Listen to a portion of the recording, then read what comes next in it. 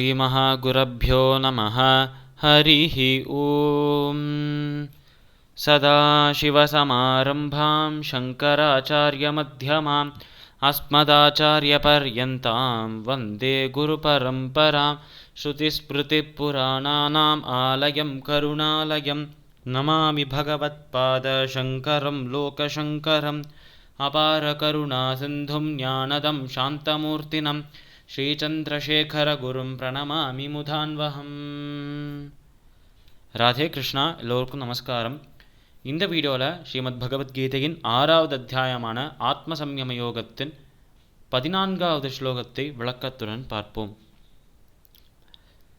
பிரசாந்தாத்மா விகதபீர் பிரம்மச்சாரி விரதே ஸ்திதः மனஸ் சம்யம்ய மச்சித்தோ யுக்த ஆசீத மத்பரஹ. இந்த ஸ்லோகம் ஸ்ரீமத் பகவத்கீதையின் 6வது அத்தியாயமான ஆத்ம சம்யம யோகத்தின் 14வது ஸ்லோகம். இந்த ஸ்லோகத்தில் நம்ம கிருஷ்ணர் ஒரு தியான யோகி, தியானத்தில் ஈடுபட்டிருக்கும் ஒரு நபர் எப்படி இருப்பார் என்று அந்த தியான யோகியின் லட்சணத்தை சொல்கிறார் நம்ம கிருஷ்ணர். அப்படி தியான யோகியின் குணங்களை பற்றி வர்ணிக்கும் போது அவர் சொல்கிற விஷயங்கள், ஒரு தியான யோகி எப்பொழுதும் நிம்மதியுடன் ரொம்ப அமைதியாக அவர் இருப்பார். அவர் அமைதி என்று சொன்னாலே இக்காலத்தில் வாயை மூடிக்கொண்டிருப்பதுதான், பேசாமல் இருப்பதுதான் அமைதி என்று சொல்வார். ஆனால் அமைதி என்பது மனதளவிலும் அமைதியாக இருப்பார்கள். மனதளவிலும் எந்த ஒரு அலைகளும் இல்லாமல், அந்த மனவேதனைகள், கவலைகள், கஷ்டங்கள் என்ற அலைகள் எதுவுமே இல்லாமல் அந்த கடலானது எப்படி சாந்தமாக இருக்கோ அந்த மாதிரி சாந்தமாக அவரோட மனம் இருக்கும் என்று சொல்கிறார் கிருஷ்ணன்.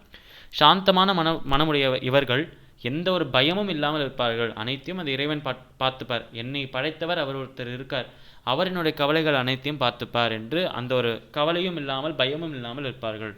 இப்படி இருக்கும் நபர்கள் இந்த தியான யோகத்தில் ஈடுபட்டு அந்த இறைவனை நினைத்து அந்த இறைவனின் சிந்தனையில் இருந்து கொண்டே இறுதியில் அந்த இறைவனும் அவர்களும் ஒன்றே என்ற அந்த தத்துவத்தை உணர்ந்து இறுதியில் அந்த இறைவனையே சென்று அடைகிறார்கள், மோட்சம் பெறுகிறார்கள் என்று அழகாக சொல்கிறார் கிருஷ்ணன்.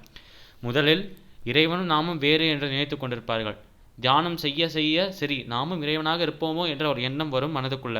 ஆனால் தியானம் மேலே மேலே கூடிக்கொண்டே போக போக, படிப்படியாக ஏறிக்கொண்டே போக போக இறுதி கட்டத்தில் உச்சப்படியில் அவர்கள் நானும் இறைவனும் ஒன்றே, அகம் பிரம்மாஸ்மி என்கிற தத்துவத்தை உணர்ந்து கொள்வார்கள். இப்படி நானும் இறைவனும் ஒன்றே, நான் கடவுளே என்ற அந்த தத்துவத்தை உணர்ந்த அடுத்த நொடியே அவர்கள் மோட்சம் பெறுவதற்கு தகுதியுடையவர்களாக மாறுகிறார்கள் என்று சொல்கிறார் நம்மளோட கிருஷ்ணர். ஸ்ரீமத் பகவத்கீதையின் 6வது அத்தியாயமான ஆத்ம சம்யம யோகத்தின் 14வது ஸ்லோகத்திற்குண்டான விளக்கம் இதுவே. சமஸ்தலோகாः சுகினோ பவந்து. சர்வம் ஸ்ரீகிருஷ்ணார்ப்பணமஸ்து.